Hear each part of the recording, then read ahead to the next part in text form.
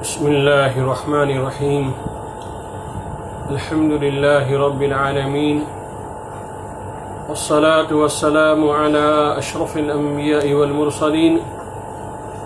وعلى كل من دعا بدعوته وسن بسنته واهتدى بهديه إلى يوم الدين. رب اشرح لي صدري ويسر لي أمري واحلل عقدة من لساني يفقهوا قولي. سبحانك لا علم لنا إلا ما علمتنا إنك أنت العليم الحكيم. اللهم لا فهم لنا إلا ما فهمتنا إنك أنت الجواد الكريم. يا معلم إبراهيم علمنا ويا مفهم سليمان فهمنا. اللهم علمنا ما ينفعنا وانفعنا بما علمتنا. دعا فرمائے اللہ تعالیٰ اس مختصر سے وقت میں حسن نیت کے ساتھ صحیح بات کہنے کی، اس کو سمجھنے کی اور سمجھ کر اس پر عمل کرنے کی توفیق عطا فرمائے. میرے بھائیوں، دوستوں، عزیزوں، بزرگوں اور میری ماں اور بہنوں،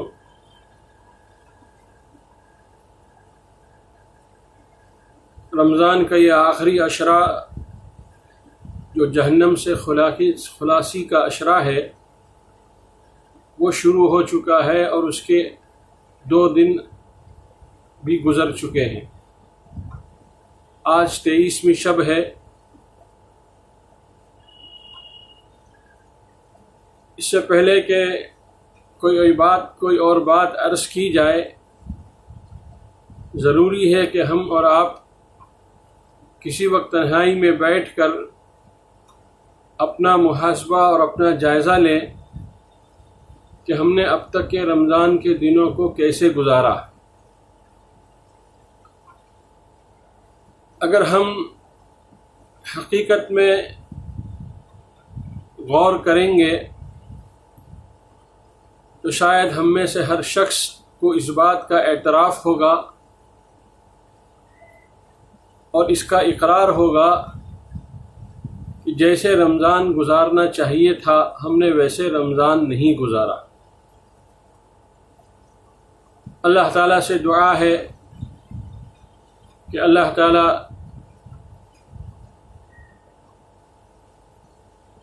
گزرے ہوئے دنوں کے میں جو کوتاہیاں، جو غفلت،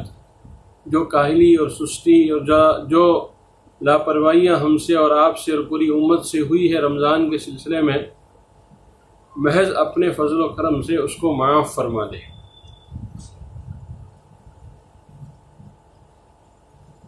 میری محترم دینی بہنوں اور میرے بھائیوں، دوستوں، عزیزوں اور بزرگوں، رمضان گزارنے کے اعتبار سے 3 طبقے کے لوگ ہیں. ایک طبقہ عوام کا ہے، دوسرا طبقہ خواص کا ہے اور تیسرا طبقہ اخص الخواص کا ہے. یہ معاشرے کے اندر یہ 3 ہی طبقے ہیں. تھوڑی سی ہم تفصیل سن لیں کہ عوام کا طبقہ جو ہے وہ رمضان کیسے گزارتا ہے اور خواص کا طبقہ رمضان کے گزارنے کا انداز کیسا ہوتا ہے اور اخص الخواص پر رمضان کے کیا اثرات اور ان کی کیا جستجو ہوتی ہے، کیا فکر ہوتی ہے، تاکہ ہم اور آپ بھی اپنے بارے میں کسی نتیجے پر پہنچ سکتے ہیں کہ ہمارا رمضان عوام کی طرح گزر رہا ہے یا خواص کی طرح گزر رہا ہے یا اخص الخواص کی طرح گزر رہا ہے. عوام کا روزہ کیا ہے؟ عوام کا روزہ یہ ہے کہ اس نے ایک فرض کے ادا کرنے کی نیت کر رکھی ہے کہ مجھ پر رمضان کے روزے فرض ہے، مجھے ادا کرنے ہیں، وہ اہتمام کے ساتھ سحری بھی کرتا ہے، شام میں افطار کا بھی انتظام اور اہتمام کرتا ہے، اور دن اس طرح گزار لیتا ہے کہ نہ وہ کھاتا ہے نہ پیتا ہے اور نہ وہ اپنی خواہش نفس کو پورا کرتا ہے۔ گویا کہ اس نے رمضان کے اور روزوں کے جو قانونی پہلو ہے، فقہی پہلو ہے، اس نے اسی کو اپنا مطمع نظر بنا لیا، اور اسی حد تک وہ محدود رہا کہ مجھے اس طرح رمضان گزارنا ہے اور اس طرح روزے گزارنے ہیں۔ نہ اس نے رمضان کے بعد کی زندگی میں تبدیلی لانے کا کوئی ارادہ کیا، نہ اس نے رمضان کے بعد گناہوں سے توبہ کرنے کا کوئی ارادہ کیا، نہ اس نے جھوٹ چھوڑنے کا کوئی ارادہ کیا، نہ اس نے کسی کے مال کو ناحق دبانے کا اور قبضہ کرنے کے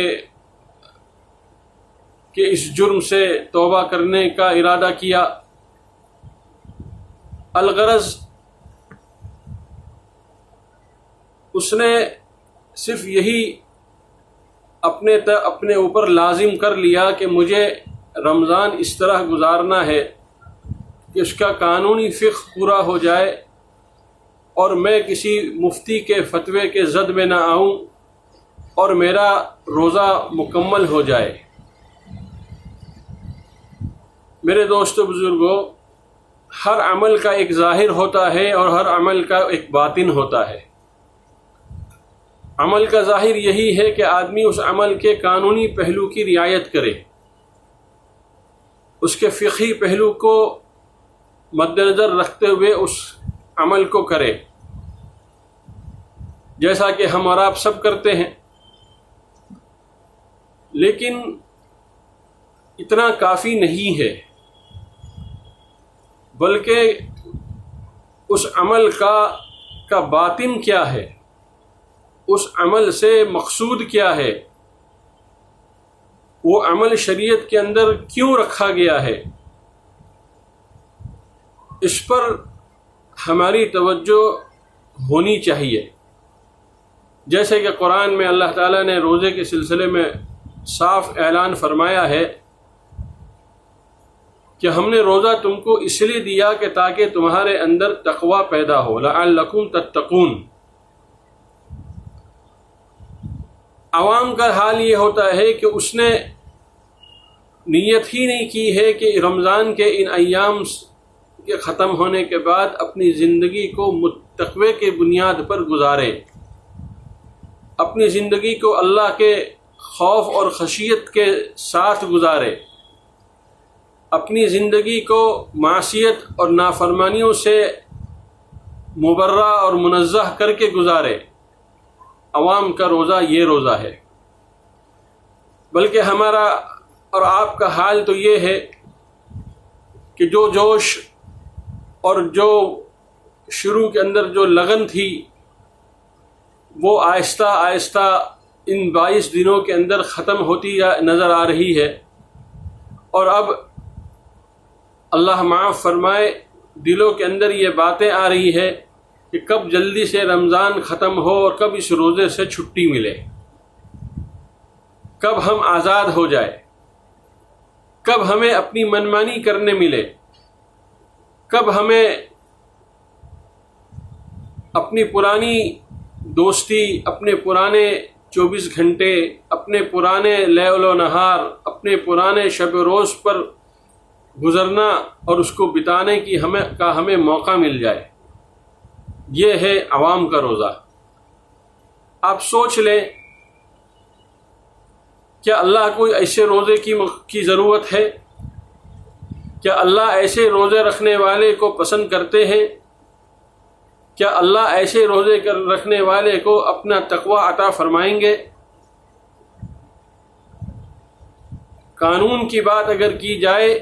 اور فقہ کی بات اگر کی جائے تو یہ ہمارا روزہ کسی کسوٹی پر بھی نہیں آتا۔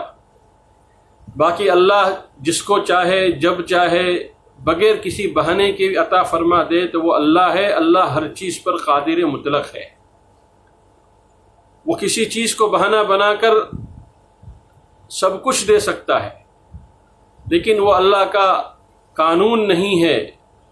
وہ اللہ کی سنت نہیں ہے۔ اللہ کا قانون اور اللہ کی سنت یہ ہے کہ تم روزے کو اور اعمال کو اس کے باطن کے اعتبار کی کسوٹی پر لاؤ، باطن کے معیار پر لاؤ، اس کی روح اپنے اندر زندہ کرو، تب ہم تمہارے ساتھ وہ معاملہ کریں گے جو ہم نے تم سے پہلے امتوں کے ساتھ کیا تھا۔ عوام کا روزہ جو ہے وہ رابطے کا روزہ ہوتا ہے، ضابطے کا روزہ ہوتا ہے، رابطے کا نہیں ہوتا۔ ان کو ایک ضابطہ پورا کرنا ہے، وہ ضابطہ پورا کر لیتے ہیں۔ اور جیسے میں نے عرض کیا کہ رمضان کے بعد اپنی زندگیوں میں تبدیلیاں لانے کا انہوں نے کوئی ارادہ نہیں کیا، 5 وقتہ نمازوں کے پڑھنے کا کوئی ارادہ نہیں کیا۔ یہ ہے عوام کا روزہ۔ اس سے دوسرا طبقہ جو میں نے عرض کیا تھا وہ ہے خواص کا روزہ۔ خواص کا روزہ کیا ہے؟ خواص کا روزہ یہ ہے کہ وہ اس بات کی کوشش کرتا ہے کہ جو رمضان اس طرح گزار رہا ہے کم از کم وہ اس طرح گزار لے کہ اللہ تعالیٰ اس پر اپنے فضل سے بغیر استحقاق کے اللہ اس کو تقوی والی دولت عطا فرما دے۔ اس لیے وہ ہر عمل کو بہت خلوص کے ساتھ، ہر عمل کو سنجیدہ ہو کر، ہر عمل کے ظاہر کی بھی حفاظت کرتے ہوئے باطن پہ نگاہ رکھتا ہے، کوشش کرتا ہے کہ عمل ویسا ہو جیسے اللہ کو پسند ہے، کوشش کرتا ہے کہ میرے اس عمل سے اللہ کا پیار مجھے مل جائے، اللہ کی توجہ مجھے نصیب ہو جائے، اللہ کا قرب مجھے نصیب ہو جائے، اللہ کی معرفت مجھے نصیب ہو جائے، انسانیت کا درد اور غم مجھے نصیب ہو جائے۔ یہ ہے وہ خواص کا روزہ جو روزہ رکھ رہے ہیں، جس میں انہوں نے اس کی فقہی پہلو کو اور ضابطے کے پہلو کو بھی کی رعایت کی ہے، اور ساتھ میں انہوں نے اللہ سے رابطہ بھی قائم کرنے کی کوشش کی ہے۔ اور وہ چاہتے یہ ہیں کہ یہ رابطہ صرف رمضان میں نہ رہے، صرف عید کی نماز تک نہ رہے، بلکہ یہ رابطہ جو ہے اب زندگی بھر کے لیے اللہ سے قائم ہو جائے۔ اللہ تعالیٰ ان خوش نصیب بندوں میں ہمارا اور آپ کا شمار فرما لے کہ ہم بھی اپنے روزوں کے ذریعے سے، اپنے اعمال کے ذریعے سے، اپنی نمازوں اور عبادتوں کے ذریعے سے ہم بھی یہ طے کر لیں کہ ہمارا جو معاملہ اس وقت اللہ کے ساتھ چل رہا ہے، جو ضابطے کا ہے، یہ ضابطہ ہمارا رمضان کے بعد ٹوٹ نہ جائے، یہ کڑی جو ہے بیچ میں سے منقطع نہ ہو جائے، بلکہ اب یہ ضابطہ جو ہے موت تک باقی رہے، اور صرف موت تک باقی نہ رہے بلکہ موت کے بعد بھی زندگی، موت کے بعد بھی قیامت تک کے لیے یہ ضابطہ اللہ سے باقی رہے۔ اور جب ہم قبر میں جائیں تو اللہ اپنے فرشتوں سے کہہ دیں کہ یہ میرا بندہ ہے اور میں اس کا رب ہوں۔ اور جب حضور اکرم صلی اللہ تعالی علیہ وسلم کے سامنے پیشی ہو تو اللہ کے رسول صلی اللہ علیہ وسلم بھی فرما دیں کہ یہ میرا امتی ہے اور میں اس کا نبی ہوں۔ یہ ہے وہ ضابطہ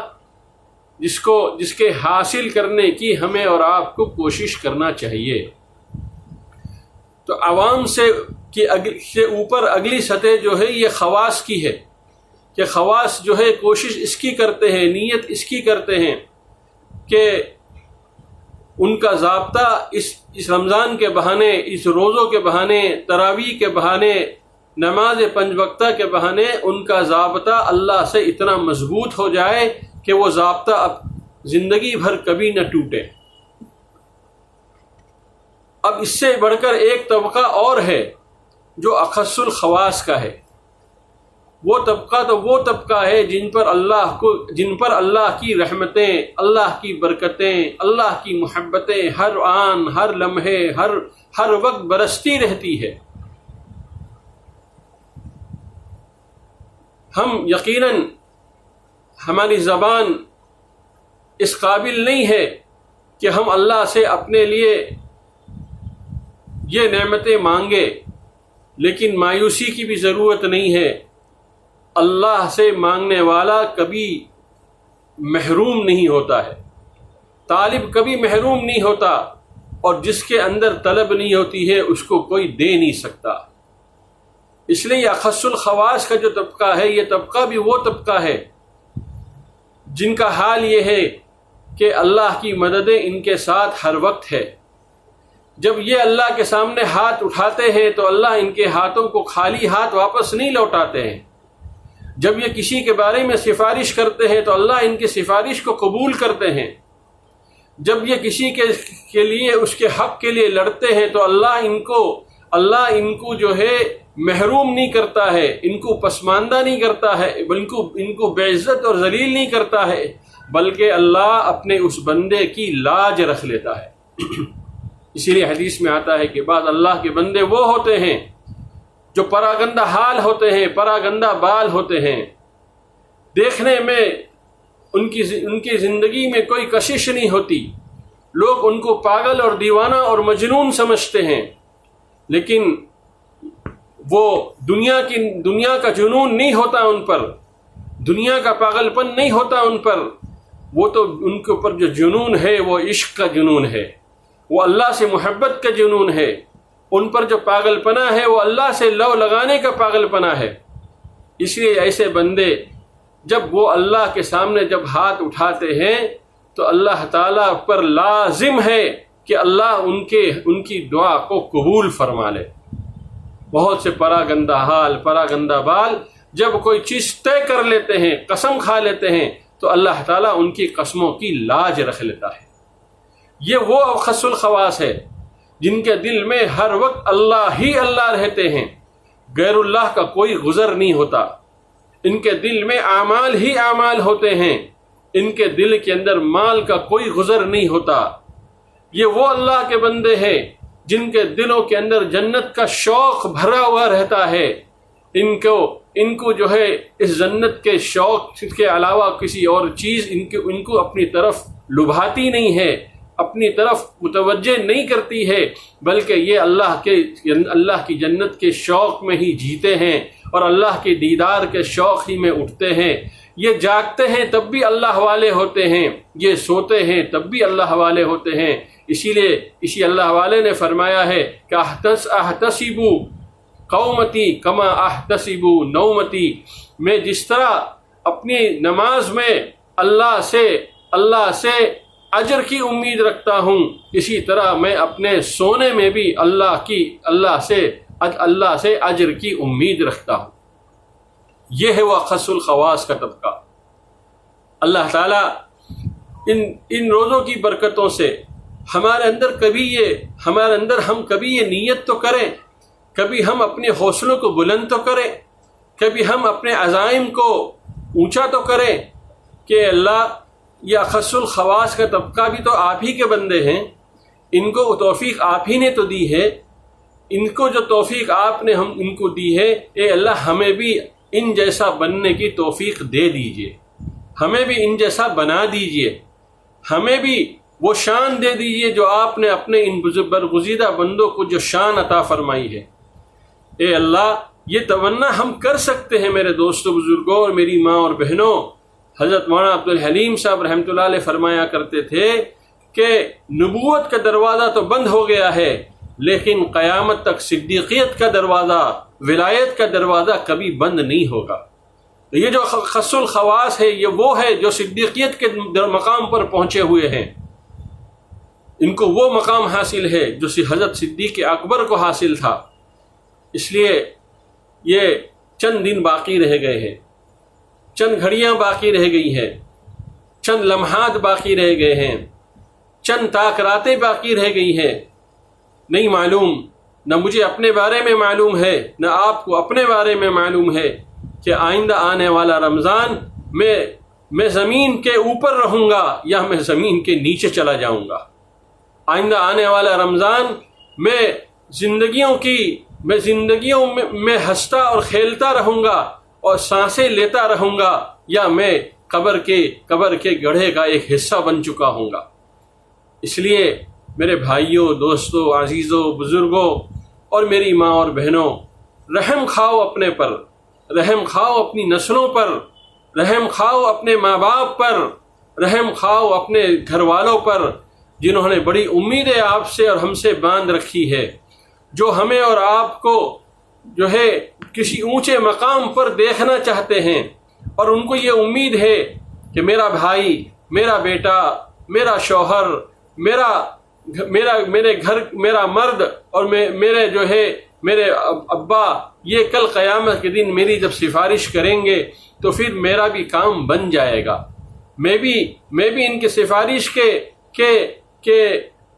کا فائدہ مجھے بھی نصیب ہوگا. اس لیے یہ چند ایام باقی رہ گئے ہیں، ہم اور آپ اب تک کی کوتاہی اور غلطیوں پر سچے دل سے ندامت کریں، سچے دل سے اللہ سے معافی مانگیں، اور آئندہ کے لیے اپنے عزم کو بڑھائیں، اپنے حوصلے کو بڑھائیں. ہم عوام کے طبقے سے نکل کر خواص کے طبقے میں آئیں، اور خواص کے طبقے سے اگر اللہ نے ہم کو رکھا ہے تو ہم خواص کے طبقے سے نکل کر ہم اقص الخواص کے طبقے میں آئیں. یہ تینوں طبقے وہ ہیں جو دنیا کے اندر اس وقت موجود ہے، اور اللہ نے ہر انسان کے اندر اخص الخواص کے طبقے کو پا لینے کی صلاحیت اور استعداد رکھی ہے. کوئی یہ نہیں کہہ سکتا کہ میں اخص الخواص کے طبقے تک نہیں پہنچ سکتا ہوں. نہیں، آپ یقیناً پہنچ سکتے ہیں، بس شرط یہ ہے کہ دل میں لگن ہو، حوصلہ ہو، ہمت ہو، دعائیں ہو، مانگنا ہو، رونا ہو، گر گڑانا ہو، اللہ کے قدموں پر سجدے میں گر کر آہذاری ہو. جب ہم یہ کر لیں گے اور اللہ ہماری سچی طلب کو جب دیکھ لیں گے، میری بہنوں اور میرے بھائیوں، آج اللہ کو ہم اپنی سچی طلب دکھائیں. یہ موقع ہے اللہ کو اپنی طلب دکھانے کا. اللہ کے رسول صلی اللہ تعالی علیہ وسلم نے فرمایا ہے کہ اللہ اپنے بندے کی طلب دیکھنا چاہتے ہیں. جب بندہ اللہ کو اپنی طلب دکھا دیتا ہے تو پھر اللہ تعالیٰ بھی اس کی طلب کو پورا کر دیتے ہیں. ایک عجیب حدیث یاد آ گئی آپ حضرات کی برکت سے، اس کے بعد میں بات کو ختم کر کے دعا کروں گا. اللہ کے رسول صلی اللہ تعالی علیہ وسلم فرماتے ہیں کہ کل قیامت کے دن ایک آدمی اللہ کے سامنے پیش کیا جائے گا. اللہ تعالیٰ فرشتوں سے کہیں گے کہ یہ دعا میں کیا مانگتا تھا؟ فرشتے عرض کریں گے کہ اے اللہ، یہ دعا میں یہ مانگتا تھا کہ آپ اسے نیک بنا دیں، آپ اسے متقی بنا دیں، آپ اسے تہجد گزار بنا دیں، آپ اسے دین کا داعی بنا دیں. یہ اللہ آپ سے یہ مانگتا تھا. تو اللہ تعالیٰ فرمائیں گے کہ کیا سچ ہے یہ یہی مانگتا تھا، لیکن اس نے یہ مقام تو حاصل نہیں کیا؟ تو فرشتے عرض کریں گے اے اللہ، اس نے یہ مقام حاصل کرنے کے لیے اس نے شروعات کر دی تھی، یہ اس راستے پر چل پڑا تھا، اس نے مجاہدہ کرنا شروع کر دیا تھا، اپنے نفس کے خلاف قدم اٹھانا اس نے طے کر لیا تھا، لیکن اے اللہ، موت نے آ کر اس کو دبوچ لیا، ملک الموت نے اس کو مہلت نہیں دی. یہ آدھے راستے ہی میں جو ہے آپ کے پاس آپ کا بلاوا اس کے پاس آ گیا اور یہ آپ کے سامنے حاضر ہو گیا. اللہ فرمائیں گے تم نے سچ کہا، میں نے اپنے بندے کی طلب دیکھی ہے، میں نے اپنے بندے کی مجاہدہ دیکھا ہے، میں نے اپنے بندے کے اس رونے اور گڑگڑانے کو دیکھا ہے. میں جانتا ہوں کہ میرا بندہ یہ سچا تھا، میرا بندہ سچ مچ مجھ سے اپنی دوستی کرنا چاہتا تھا، یہ بندہ مجھ سے قریب ہونا چاہتا تھا، لیکن قضا اور قدر غالب آ گئی. اس لیے اے فرشتوں، میرے اس بندے کو میرا یہ پیغام سنا دو، میرا یہ پیغام سنا دو کہ اگرچہ تم اس درجے پر نہیں پہنچ پائے تھے جس درجے پر پہنچنے کی تم نے تمنا اور کوشش شروع کر دی تھی، لیکن میں اللہ تم کو آج جو ہے انہی درجے والوں میں تمہارا شمار کر دوں گا۔ اللہ اکبر۔ اسی لیے فرماتے ہیں کہ سالکین جب سلوک کی منزلیں طے کرتا ہے، مجاہدہ جب کرتا ہے اور راستے پر چلنا شروع کر دیتا ہے، اس کی رکاوٹوں سے اور اس کے آنے والی آزمائشوں سے تھک ہار کر اور مایوس ہو کر نہیں بیٹھتا ہے، اس کے سامنے اللہ کی رضا کی منزل ہوتی ہے۔ جب وہ اس پر چل جاتا ہے، چلنا شروع کر دیتا ہے، گرتا ہے، پڑتا ہے، اٹھتا ہے، پھر چلتا ہے، بار بار اس کے ساتھ حالات آتے ہیں، لیکن وہ اپنی منزل سے جو ہے کمپرومائز نہیں کرتا، وہ مصالحت نہیں کرتا، وہ دنیا سے سودا نہیں کرتا، وہ اپنے ایمان کو چند ٹھیکروں پر نہیں بیچتا، بلکہ وہ اس نے طے کر رکھا ہے کہ مجھے اسی راستے پر چلتے چل کر اللہ تک پہنچنا ہے۔ لیکن جب موت آ جاتی ہے، سالکین جب چلتے ہیں اس راستے پر، اور جب قضا اور قدر آ جاتی ہے، اللہ کا فیصلہ غالب ہو جاتا ہے، تو اللہ فرماتے ہیں کہ ہم ایسے سالکین کو کل قیامت کے دن کاملین کے ساتھ اٹھائیں گے، ایسوں کے ساتھ اٹھائیں گے جو کامل درجے کے میرے بندے تھے۔ اس لیے میرے بھائیوں، دوستوں، عزیزوں اور بزرگوں، اللہ بڑے کریم ہے، جب دینے پر آتے ہیں تو ایسی جگہ سے نواز دیتے ہیں کہ کوئی انسان سوچ نہیں سکتا، اور اللہ جب پکڑنے پر آتے ہیں تو ایسی جگہ سے پکڑتے ہیں کہ بندہ کبھی سمجھ نہیں سکتا کہ میری پکڑ یہاں سے بھی ہو سکتی ہے۔ اس لیے ایک حدیث ہے جس کے بارے میں علماء کرام اکثر ڈرا کرتے تھے، جس میں اللہ کے رسول صلی اللہ تعالی علیہ وسلم نے فرمایا تھا کہ آدمی چلتا رہتا ہے، زندگی گزارتا رہتا ہے، لیکن بسا اوقات کچھ ایسی نیکیاں کر لیتا ہے کہ موت سے پہلے وہ نیکیاں اس کو جو ہے خوش نصیبوں کے اندر اس کا شمار کرا دیتی ہے، اس کو جو ہے جنتیوں میں اس کا شمار کرا دیتی ہے، اللہ کے محبوب اور مخصوص بندوں میں اس کا شمار کرا لیتی ہے۔ اور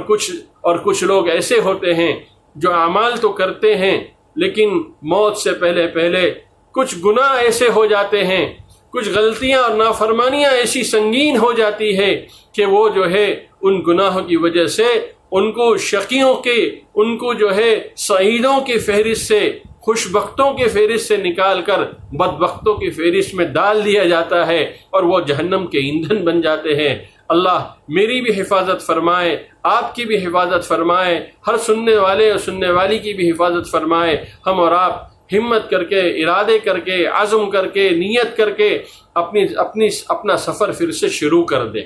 اور امید رکھیں کہ جو ہے اللہ سفر کے اندر ہمارا بہترین ساتھی ہوگا، اللہ ہمارا بہترین ساتھی ہوگا۔ جس طرح ہم دیکھتے ہیں کہ ماں بچے کو جب چلانا سکھاتی ہے تو بچے کو دور کھڑا کرتی ہے اور پیار اور محبت سے اس کو کہتی ہے، آجا میرا بیٹا، میرے پاس آ، میرے قریب آ۔ بیٹا لڑکھڑاتا ہوا آہستہ آہستہ قدم اٹھاتا ہے اور ماں کی طرف لپکنا چاہتا ہے۔ کبھی ایسا وقت بھی آتا ہے کہ بیٹا کھڑا نہیں ہو پاتا ہے، بلکہ گرنے لگتا ہے، اور گرنے سے پہلے ماں لپک کر اس کو اپنی آغوش میں لے لیتی ہے۔ جب ایک ماں اپنے بیٹے کو اپنی آغوش میں لے سکتی ہے تو میرے بندوں، اللہ کے بندوں اور اللہ کی بندیوں، جب ہم چلنا شروع کریں گے اور اللہ دیکھیں گے کہ میرا بندہ چل تو پڑا ہے لیکن لڑکھڑا رہا ہے، لیکن ابھی دائیں گرے گا یا بائیں گرے گا، لیکن اللہ پھر اس چلنے والے بندے کو گرنے نہیں دیتے، بلکہ اس کی انگلی تھام کر اس کو اپنی آغوش رحمت میں لے لیتے ہیں۔ ایسے پیارے ہیں ہمارے اللہ۔ اللہ ہمیں جو ہے ہمارے دلوں کے اندر اپنے اللہ سے محبت پیدا کر دے، ہمیں اللہ پر اعتماد ہو، اللہ پر ہمیں ناز ہو، اللہ پر ہمیں فخر ہو، اللہ کی دوستی پر ہمیں اطمینان ہو کہ ہمارا اللہ ہم کو ضائع نہیں کرے گا۔ اللہ تعالیٰ جو بات میں نے صحیح کہی ہو عمل کی توفیق عطا فرمائے، جو بات غلط ہو اللہ اس کو معاف فرمائے۔ وآخر الدعوانا ان الحمد للہ رب العالمین۔ اللهم صل على سيدنا مولانا محمد وعلى آل سيدنا ومولانا محمد وبارك وسلم۔ ربنا ظلمنا أنفسنا وإن لم تغفر لنا وترحمنا لنكونن من الخاسرين۔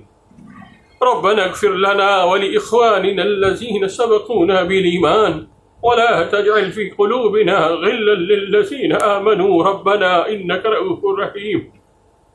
اے اللہ ہم گنہگار بندے اور گنہگار بندیاں آپ کے حضور میں حاضر ہیں، اعتراف کرتے ہیں اور اقرار کرتے ہیں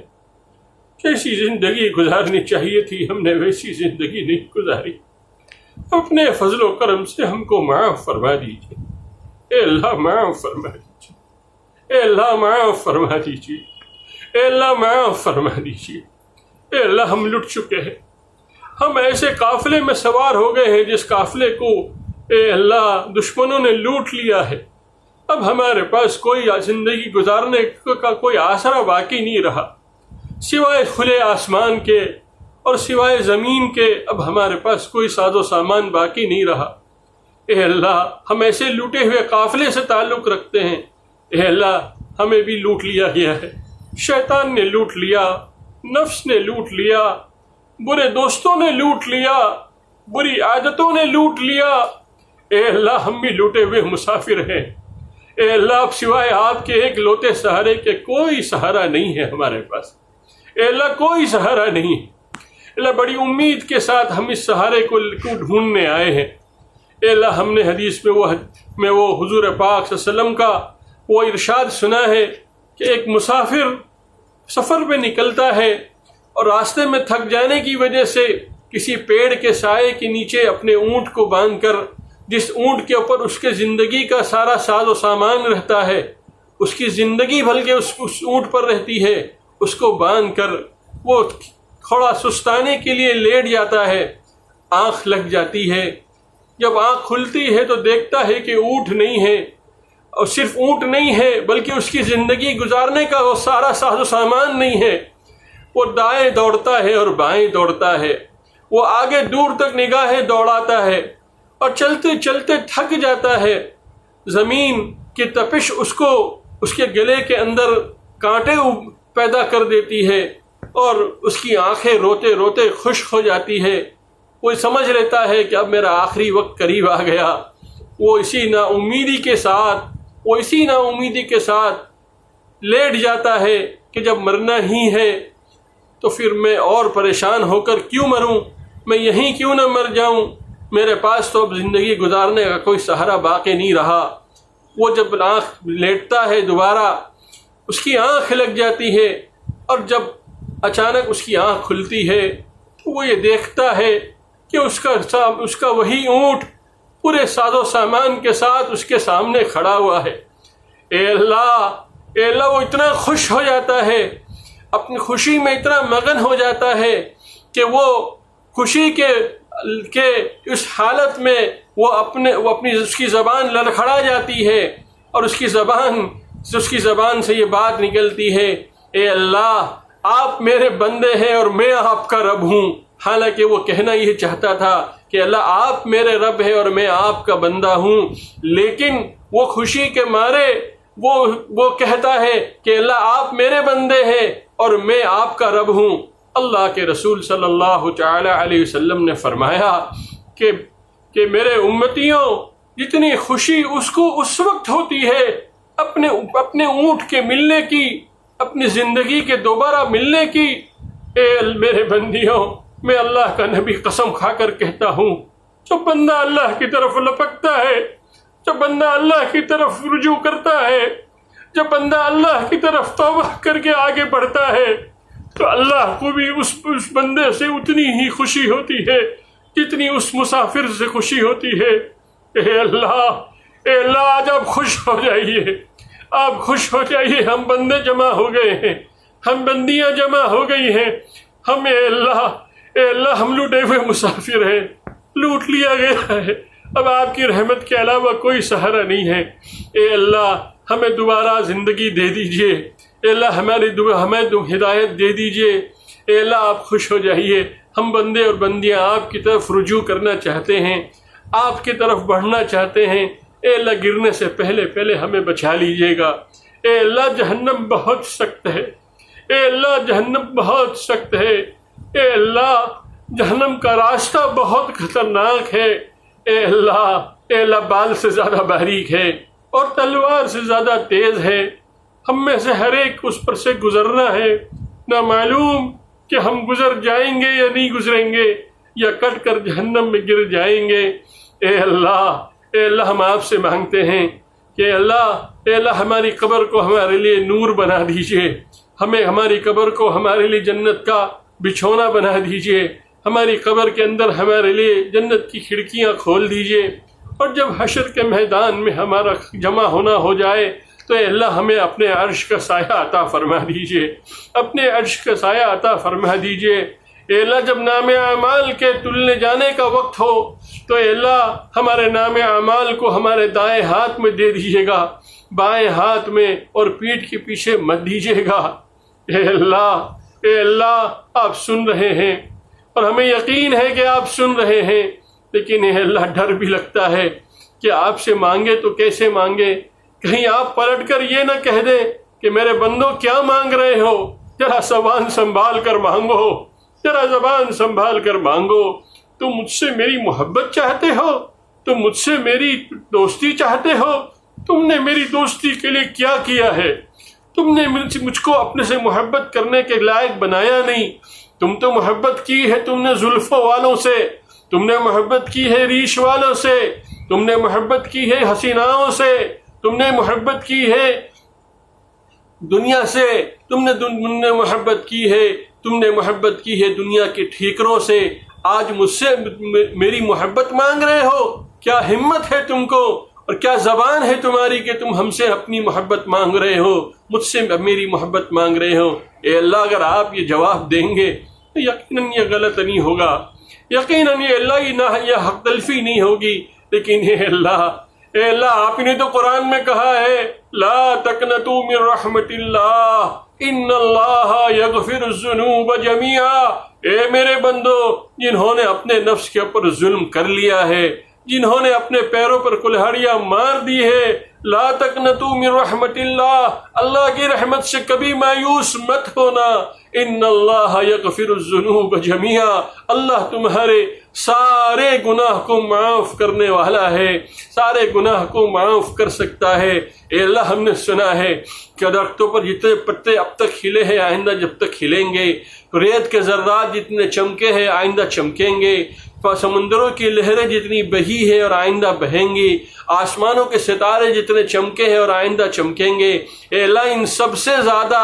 بھی ہمارے گناہ اگر ہو جائے تب بھی اے اللہ آپ کو معاف کرنے میں کوئی روکنے والا نہیں ہے، آپ کو معاف کرنے سے کوئی باز رکھنے والا نہیں ہے. آپ قادر مطلق ہے، اے اللہ آپ قادر مطلق ہے، آپ کی کن فیکونی طاقت ہے، آپ ہر چیز پر قادر ہے. اے اللہ آپ جب کسی چیز کے بارے میں فرماتے ہیں ہو جا تو ہو جاتی ہے. اے اللہ آج ہم سب کے بارے میں، اوپری امت مسلمہ کے بارے میں یہ فیصلہ کر دیجئے کہ جاؤ میرے بندو اور جاؤ میرے گنہگار بندیوں، میں نے تم کو معاف کر دیا. اس 23ویں شب کی خیرات تم کو دیتا ہوں، اس 23ویں شب کا صدقہ تم کو دیتا ہوں. میں نے غریبوں کو بہت دیا ہے، میں نے جس کو دیا ہے اپنے پاس سے دیا ہے. تم مجھ سے جو مانگ رہے ہو آج میں صدقے میں تم کو دے دیتا ہوں، آج میں خیرات میں تم کو دے دیتا ہوں. تم بھکاری ہو میں تمہارا داتا ہوں، تم بھکاری ہو میں تمہارا غنی ہوں. میں آج تمہاری فقیری پر ترس کھاتا ہوں، تمہارے بھیک منگے پر ترس کھا کر تم کو تمہاری دلی مراد دے دیتا ہوں. اے اللہ آج ہم میں سے ہر ایک کی، پوری امت مسلمہ کی کامل مغفرت کے فیصلے فرما دیجئے. اے اللہ جو مانگا وہ بھی عطا فرما، بن مانگے جو نعمتیں آپ نے دے رکھی ہے اس میں شکر کی توفیق عطا فرما، ان نعمتوں میں اضافہ فرما، ان نعمتوں کو صحیح استعمال کرنے کی توفیق عطا فرما. اے اللہ مانگنے کو جی تو اور بہت چاہتا ہے. اے اللہ ہمیں اپنے سے خوب مانگنے والا بنا، ہمیں اپنے سے خوب مانگنے والا بنا. اے اللہ آپ سے ہمیں باتیں کرنے والا بنا. اے اللہ جس طرح ہم اپنے دوست کے خط کو بار بار پڑھتے ہیں، جس طرح اپنی محبوبہ کے خط کو بار بار پڑھتے ہیں، اس طرح آپ کا خط جو قرآن کی شکل میں ہم کو آپ نے دیا ہے، اے اللہ اس کو محبت کے ساتھ پڑھنے کی توفیق عطا فرما، اس کو لگن کے ساتھ پڑھنے کی توفیق عطا فرما. اے اللہ ہر سبق پر، ہر ورق پر محبت نچھاور کرنے کی اور ہر حرف پر اور ہر نقطے پر محبت نچھاور کرنے کی توفیق عطا فرما. اور یہ تصورات ہم کو نصیب فرما کہ یہ میرے ہاتھ ھذا کلام ربی، ھذا کلام ربی، یہ میرے رب کا کلام ہے، یہ میرے رب کا کلام ہے۔ اے اللہ ایسی محبت کے ساتھ قرآن کی تلاوت کرنے والا ہم کو بنا۔ اے اللہ جو اعمال ہم نے اب تک کیے ہیں محض اپنے فضل و کرم سے قبول فرما، آئندہ جو اوقات باقی ہے اس کو صحیح گزارنے کی توفیق عطا فرما۔ جن دوستوں نے، جن بھائیوں نے، جن ماں اور بہنوں نے دعاؤں کے لیے کہا ہے، لکھا ہے، متوقع ہے یا ان کا مجھ پر حق ہے، جو کہنا چاہتے تھے نہیں کہہ سکے ہیں، سب کی جائز تمناؤں کو پورا فرما، سب کے جائز مقاصد کو پورا فرما۔ اے اللہ اپنے فضل و کرم سے حضور اکرم صلی اللہ تعالی علیہ وسلم کے صدقے طفیل میں ہماری دعاؤں کو قبول فرما۔ ربنا تقبل منا انك انت السميع العليم وتب علينا يا مولانا انك انت التواب الرحيم۔ صلی اللہ تعالی علی خیر خلقہ محمد وآلہ وصحبہ اجمعین برحمتک یا ارحم الراحمین۔